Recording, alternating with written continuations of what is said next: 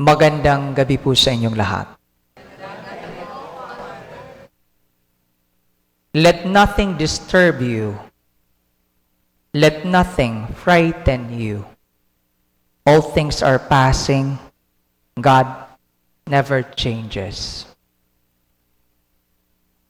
Translation sa Tagalog. Huwag po kayong mabagabag. Tama po ba? Huwag po kayong mabagabag. Huwag po kayong matakot. Lahat ng bagay ay lumilipas. Pero ang Diyos ay kailanman hindi magpapago. Ang ganda pakinggan, ano? Ang Diyos ay kailanman hindi magpapago.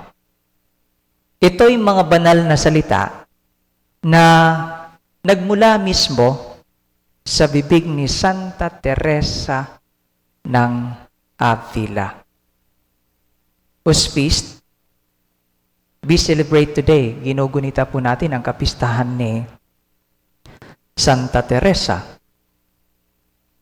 At itong mga salitang ito ni Santa Teresa ay nagpapaalala po sa atin na ang kahulugan ng mapayapang buhay ay hindi po ang kawalan ng mga problema o pagsubok. Palagi pong nandyan yan.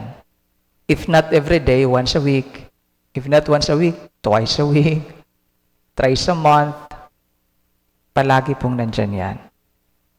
Alam nyo, para kay Santa Teresa, ang mapayapang buhay po ay buhay na kahit sa gitna ng maraming pagsubok,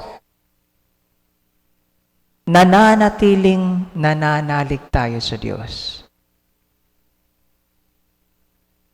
Marami po ba kayong mga pagsubok ngayong panahong ito? Marami po ba kayong pinagdadaanan? Or if not marami, puno po ba kayo ng problema? Nangihina ba ang kalooban natin sa Diyos dahil sa mga ito?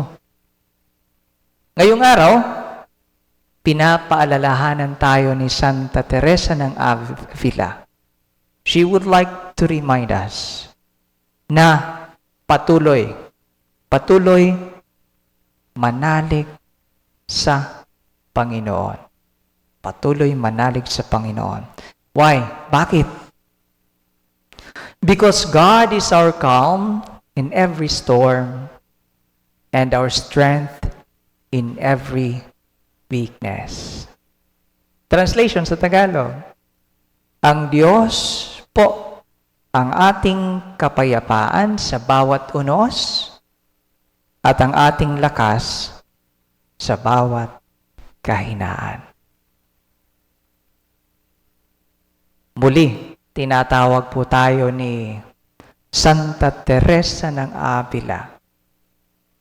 Patuloy na manalig sa ating Panginoon.